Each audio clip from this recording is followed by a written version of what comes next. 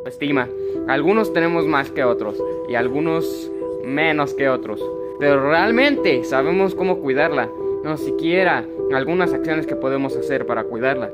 Pues en este video vamos a ver pilares o prácticas de la autoestima y también vamos a ver su contraparte, es decir, distorsiones cognitivas que dañan la autoestima. Vamos a empezar con pilares para practicar la autoestima. Primero, vivir conscientemente. Esto se refiere a básicamente pensar antes de actuar. O sea, vas a pensar en ¿realmente lo estoy haciendo por mi bien? ¿O realmente me va a traer algo? Aceptarse uno mismo. No es tener falsas ideas de uno mismo, sino tener una percepción más realista de uno mismo y a su vez aceptar esa visión como algo que no se puede cambiar, pero que podemos trabajar para que al menos no sea tan mala como nosotros pensamos. Responsabilizarse de sus acciones, porque si tú haces algo que no estaba bien, vas a tener que responsabilizarte.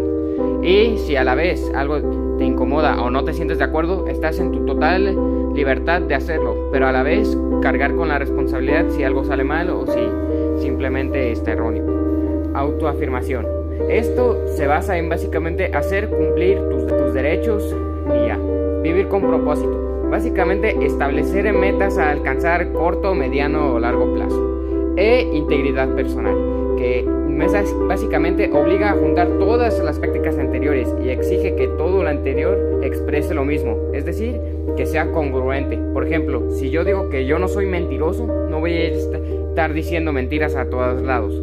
Y ahora, vamos a ir con la contraparte, que son distorsiones cognitivas que dañan la autoestima. Ya vimos prácticas que hacen que la autoestima de una persona se eleve, y ahora vamos a ver lo contrario, distorsiones que hacen que ésta disminuya, o no, como son los pensamientos todo o nada. Se evalúa con calificativos extremos, si hizo las cosas bien o si hizo las cosas mal, en vez de pensar, por ejemplo, en una escala de grises. Por ejemplo, en vez de pensar en una escala de grises, piensa únicamente en blanco y negro, y tiende a considerar un fracaso que las acciones que considera que debería realizar y no le salen. Generalización excesiva. El sujeto sostiene algo que le ha ocurrido ocasionalmente, que le ocurre siempre. O sea, cosas que me ocurren a veces, yo los planteo como que me ocurren siempre, y por lo general son cosas negativas. Filtro mental. Solamente te concentras en las cosas negativas que te pasan sin considerar tanto las positivas, porque simplemente no les das la suficiente importancia debido a que le damos más importancia a lo malo.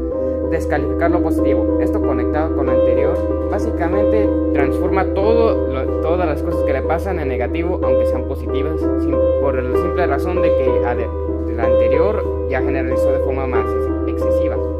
Conclusiones apresuradas. Hace interpretaciones negativas de cualquier cosa a pesar de que no tenga las suficientes pruebas o ideas para justificarse. Magnificación o minimización. El individuo engrandece o minimiza su suceso, exagerando sus errores o defectos, los aciertos y errores. Racionamiento emocional. Es cuando el individuo que hay una intención mala en las cosas positivas que nos dicen. Enunciaciones debería. Esto es básicamente yo debería ser de tal, en vez de considerar lo que realmente nos gusta. Etiquetación. Se cree etiquetas que les ponen los demás. Y por último, la personalización.